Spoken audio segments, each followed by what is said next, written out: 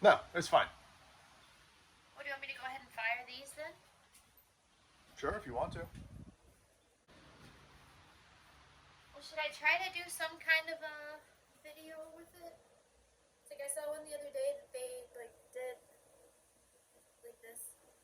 And they're recording right now. I've been for over a minute. No.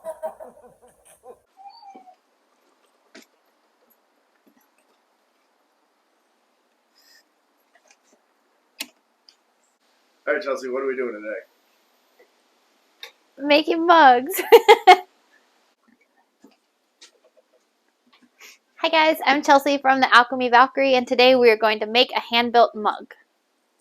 What's first, Chelsea? Coffee. What's second, Chelsea? We have to roll out your slabs. What kind of clay is this? B-Mix. It's cone 5. I think cone 5. Cone 5 or cone 6, I don't remember. Speckled B-Mix stoneware.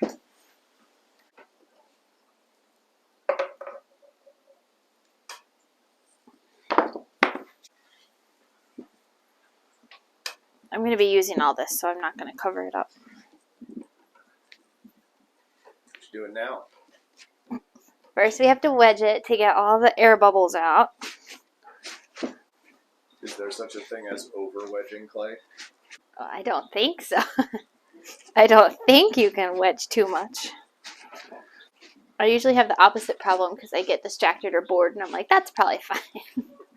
When you're wedging, you want to make sure it's going in a spiral and you're not like creating more bubbles by smushing it over itself.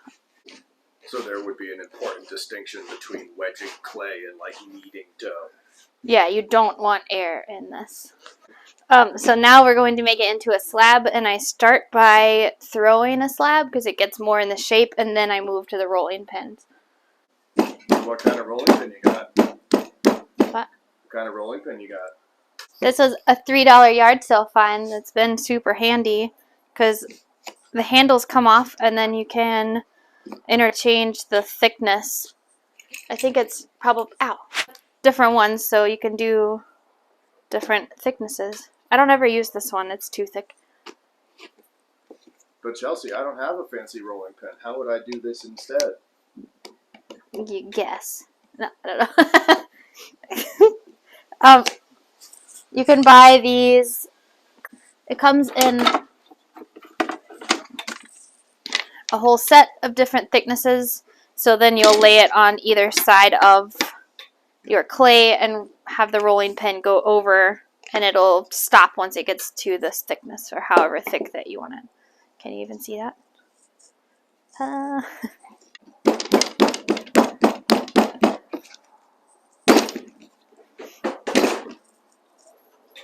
Oops.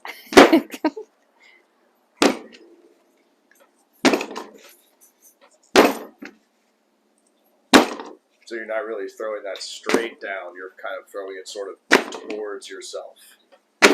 Yeah, really the less sound it makes, the more effective it is. Because it should be laying down on the board, not smacking into it. Yeah. And you can see how much, obviously, how much thinner it's gotten.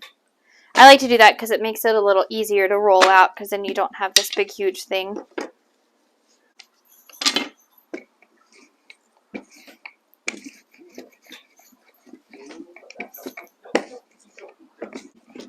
And if you happen to have not wedged it enough and you find a bubble, is that, like, do you have to start over? You mean like this one?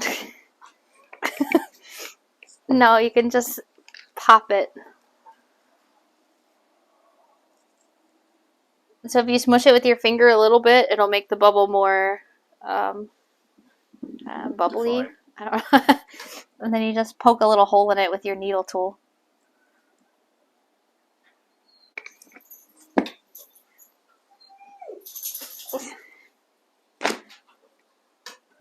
How often do you want to release it from the table? I don't know, every Like more few frequently, rolls, more I guess. frequently, less frequently, as frequently as you want. It doesn't matter, right? Yeah, you just have to be a little careful with it because clay has memory. So if you pick it up and fold it in half, it's going to possibly warp whatever you're making. So just keep that in mind when you're flipping it over.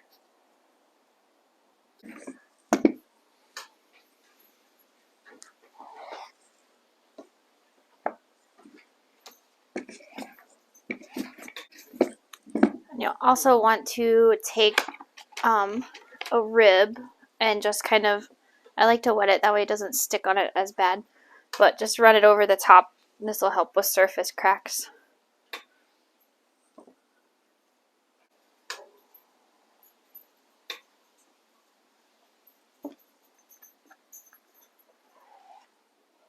Something other.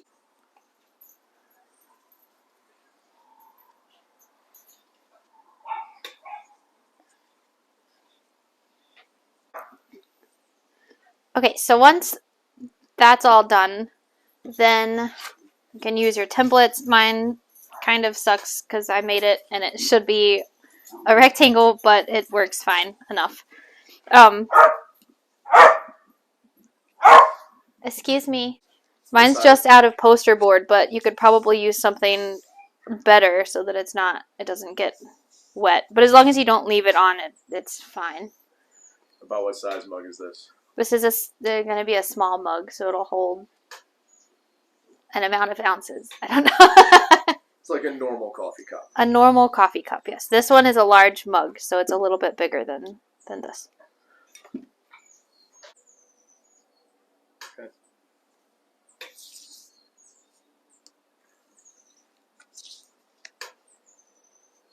I do the three, oops. I'm nervous. I do the 3 good sides and then just kind of make this one up. It's close enough.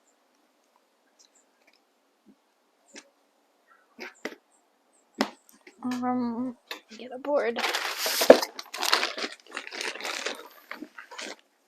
This is just like some kind of particle board, cheap wood from Home Depot, and then the empty clay bags I slide over it so that it protects them a little bit. But this also will keep your clay from drying out because it's a plastic surface, so just keep that in mind. If you want it to dry quicker, put some newspaper down. Actually, I might do that. Okay, so this will help pull a little bit of moisture from it. I like to let my slabs sit a little bit before I try and construct the mug because right now they're super floppy and that gets on my nerves. So if they're a little drier, it's a little more stiff.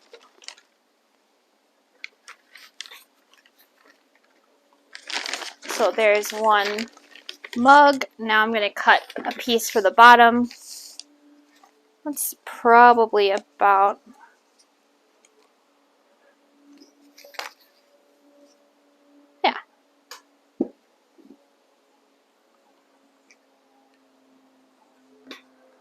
that doesn't have to be anything special. It's just going to be a piece to go on the bottom of the mug. And while I've got it rolled out, I'm going to go ahead and cut my handle as well. For these mugs, I usually do little round handles, kind of like this. And I have a tool that I bought a few years ago that basically cuts the handle. I'll just go down this side. I'm going to make sure the dry, nasty clay isn't on it because that will affect it. If you clean your tools properly, you probably won't have this problem. But I don't. You want to make sure you get the angle right and then just pull it through your clay. And there's your handle. It'll take a little bit of cleanup, but I like these for the smaller mugs and the shape that I'm doing. There's a bunch of different ways to make handles, and on some other mugs that I'm working on, it's going to be a different way to make the handles as well, but this one's quick and easy for these simple mugs. So yeah, we're going to let this dry for a few minutes and then a few minutes or a couple hours? A couple of hours or tomorrow. But you want to make sure you don't just leave it out like this if you're leaving it overnight. I have a plastic tote that I put this down in, and then like if I'm rolling out a bunch, then to make the mugs tomorrow, I put them in the plastic tote with a lid to keep them damp. But if you're trying to make them quickly, you can leave it out like this for a couple of hours, but check it every little bit to make sure it's not getting too dry. We live in Florida and our studio is outside, so you never know. Sometimes it will not dry out for days, and then sometimes in 30 minutes it's too dry to use, so it's a process. Okay, so we've been out here about an hour-ish, and you can tell it's a lot more stiff than it was. It's just been sitting uncovered on the board over there, so now we are going to put the mug together. I did go ahead and put the handle in the shape that I wanted to be and attached it because it was getting a little too dry, and I didn't want to risk it cracking, but I'll show you that later or in another video or something. So first thing, we're going to smooth out the top because right now it's pretty sharp and that's not going to be comfortable on your lips when you're drinking out of it. So we're just going to smooth it out with our finger. I usually start with my finger and then move to a sponge.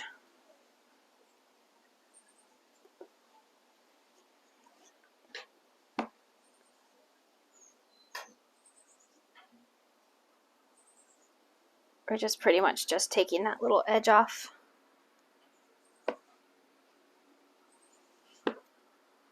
Oops.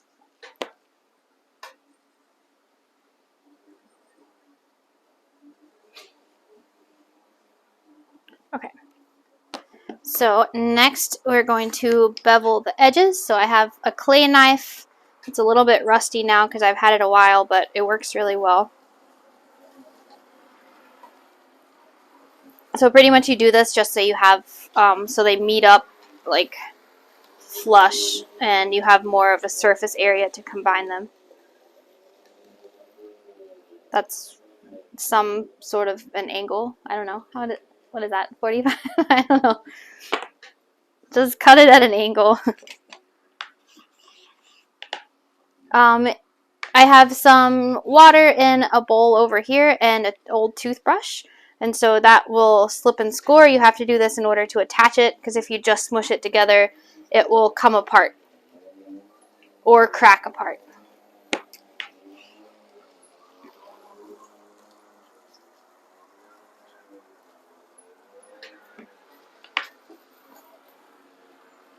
I'm going to try to do it this way. So you don't want to just like smush it all around. You want to kind of take your time because like I said, the clay has memory. So if you smush it really crooked, when your mug is done and fired, it could come back to haunt you and then it'll be a really wonky mug.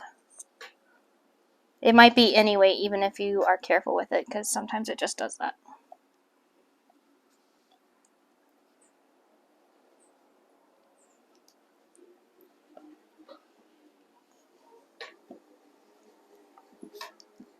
Are there advantages to hand building rather than throwing? Not really, I guess. It all depends on your preference. I like it better, and I mean, you can do different stuff with each one. Like you can't get some shapes in hand building that you can get throwing, but it works the same way. You can't do as much texture on thrown mugs as you can hand building. So I think it just depends on kind of what you want to do. I'm going to take a serrated rib and just kind of smooth out the seam.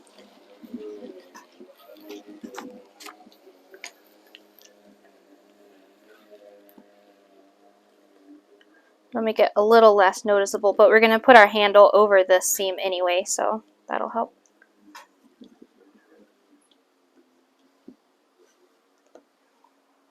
And then pretty much do the same thing inside. You probably won't be able to see that though. Oh, maybe if I do it this way. Oh, wait. Yeah. There it is.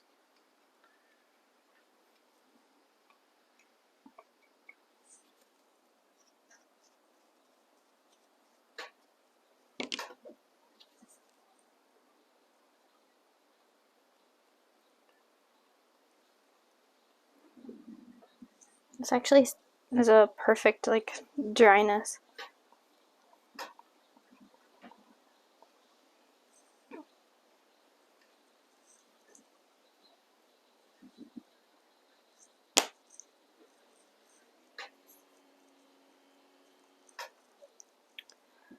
Okay, so now you have your mug shape.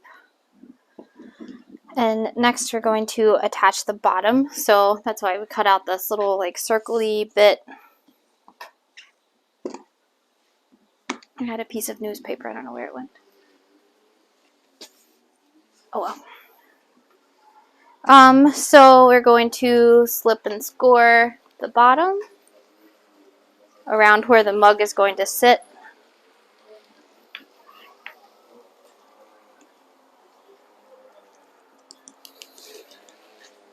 And then around the bottom of the mug as well.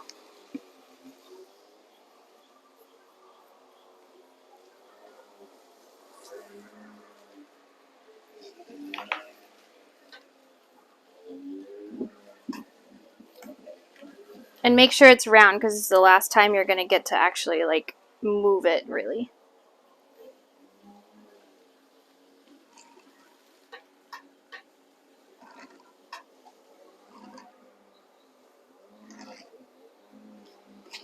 Then cut off most of the extra.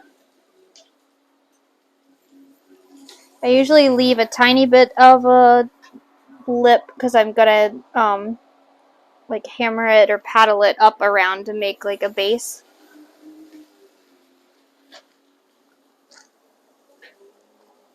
Oops.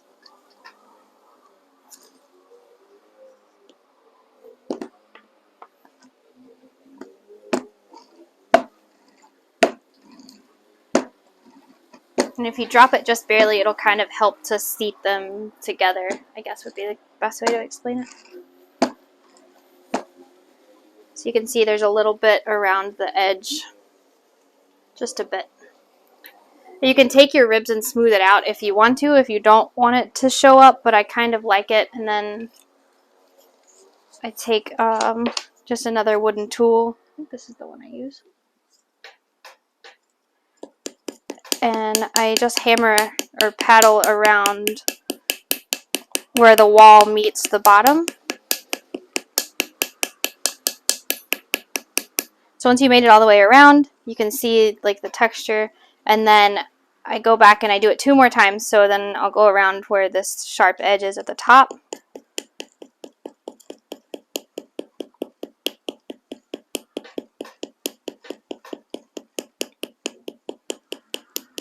Okay, and then last one, kind of angled on the side, and it just kind of finishes it off and gets the rest of it up on the wall of the mug. And you don't want to hit it super hard because it is still soft clay and it can mess up the whole mug. If you like hit it too hard, it'll smush the whole thing.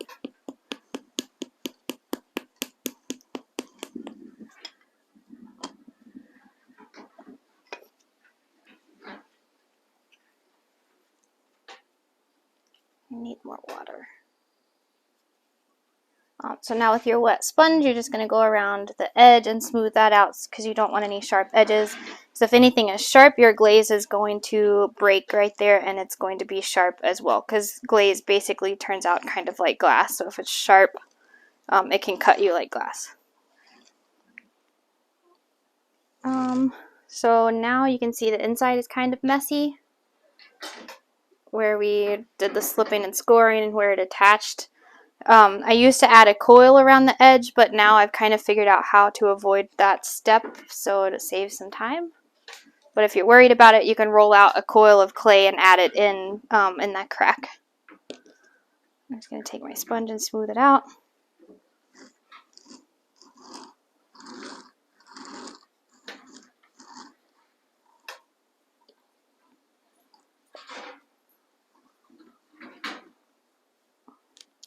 And then because it's hard to get your finger down in the edge, they make these little like wooden tools that are different, like rounded on the end. There's some that are all different shapes. This one's been my favorite though because it really fits down in the corner, like the where the wall meets the bottom, it fits down in well and you can smooth it out.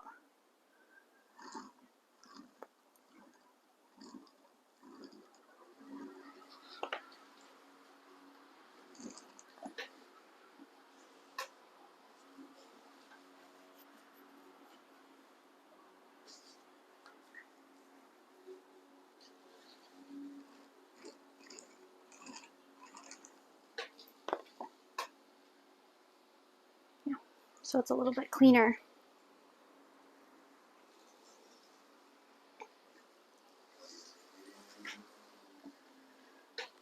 So now if it's still real wet and your handle is wet, you want to let it dry a little bit longer. Mine has been sitting out together, so it's pretty much fine. So now we're going to attach the handle.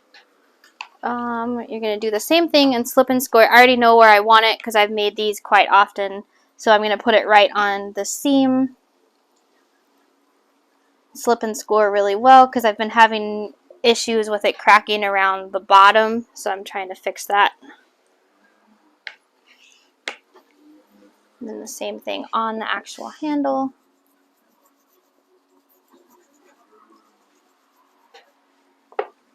And then you're going to take it, make sure you brace it from the inside because if you just smush on this, the whole mug is going to collapse.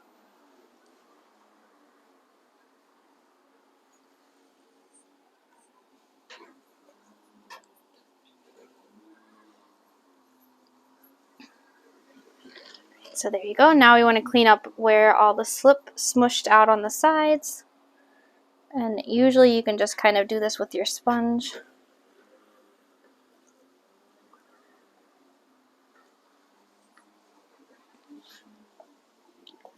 And usually take the same tool that I used on the inside and just go around the edges just to kind of compress it and hopefully avoid cracks. You might have to use a different one with a point to get in the top and bottom.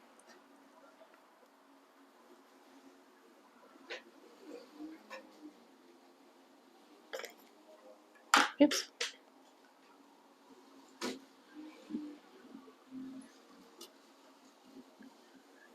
So yeah, that's basically your mug. You now have your handle. I would let it sit out or sit in an enclosed box, whether you wrap it in plastic or a container, like a tote, plastic tote, overnight. And then before you let it finish drying, just kind of clean it up a little bit more because some of these edges you can kind of polish up a little bit and make them a little smoother. But there's your hand-filled mug. Ta-da! Hopefully I'll be putting out more videos because Michael's going to make me. Yeah, so subscribe. Try one more time without blaming me for forcing you into video making. If you want to see more of my work, you can find me on Instagram at The Alchemy Valkyrie. And like, subscribe, and all that stuff because we're going to be putting out more videos probably. Is that better?